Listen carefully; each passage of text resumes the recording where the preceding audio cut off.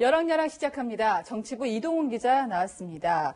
자, 이 기자 첫 번째 주제 정의당의 뒤늦은 후회입니다. 자, 지금 조국 전 법무부 장관 사진도 나오는데 이 전 장관 임명을 강행했던 것에 찬성한 걸 후회한다죠.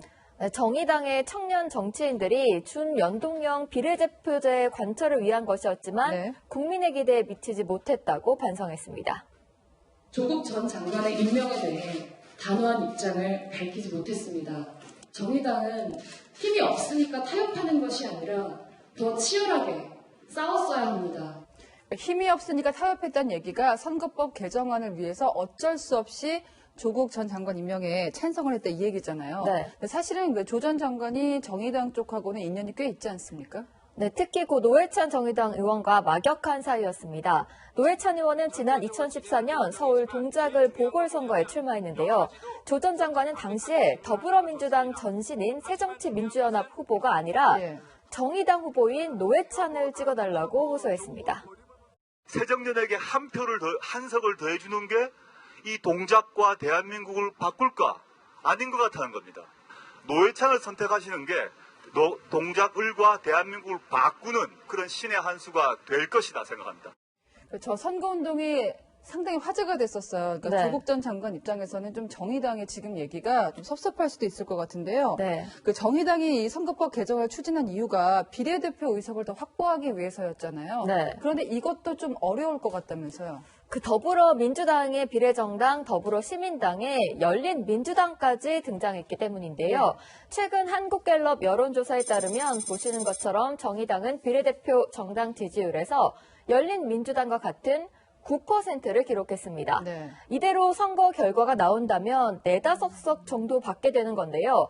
그토록 원하던 선거법 개정안이 통과됐지만 의석수에서 달라지는 건 없게 되는 겁니다. 물론 선거라는 게 뚜껑을 열어봐야 되겠지만 지금 이제 조사한 걸 보면은 이제 와서 조국 전 장관에 대해서 다른 태도를 보이는 이유가 이 진보 진영 안에서도 조국 전 장관을 수호하는 쪽과 그렇지 않은 쪽이 있거든요. 좀 비판적인 쪽도 있거든요. 다시 얘기하면 열린민주당하고 차별화를 좀 깨야겠다 정의당은 그런 이야기로 좀 들립니다. 다음 주제 보겠습니다. 자, 로고송 전쟁. 사실 선거운동 하면은 로고송을 빼놓을 수가 없죠. 코로나19에도 불구하고 선거운동의 필수 아이템 로고송이 등장했습니다. 미래통합당이 먼저 야심작을 내놨는데요. 우리 국민에게 아주 익숙한 노래입니다.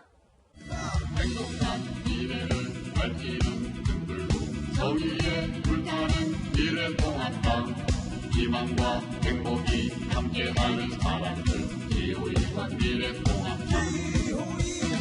독도는 우리 땅을 대사했군요. 근데 이 묵직한 남성 목소리가 황교안 대표 음성 맞습니까? 네, 당대표가 직접 부른 게 이례적입니다. 저도 거의 못 본 것 같은데요. 미래통합당은 조만간 뮤직비디오까지 제작해서 SNS에 올리겠다고 합니다. 더불어민주당은 어떻습니까? 민주당은 아직 공식 로고송은 발표하지 않았습니다. 코로나19를 국민과 함께 이겨내자는 취지의 선거송 샘플을 공개했는데요. 직접 들어보시죠.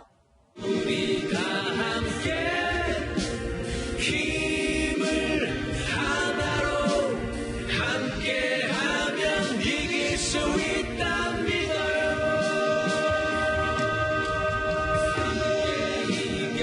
기호 1번 김민주 힘을 더하겠습니다.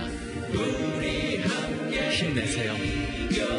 이 밖에도 국민 트로트로 자리 잡고 있는 유재석의 사랑의 재개발, 20, 30대를 겨냥해 아이돌 이츠의 달라달라 등을 사용하기로 했습니다. 이제 공식 선거운동 시작이 며칠 안 남았잖아요. 어떤 선거 유세를 할지 코로나19 속에 그런 거 궁금합니다. 나오는 대로 전해드리겠습니다. 지금까지 여랑야랑이었습니다.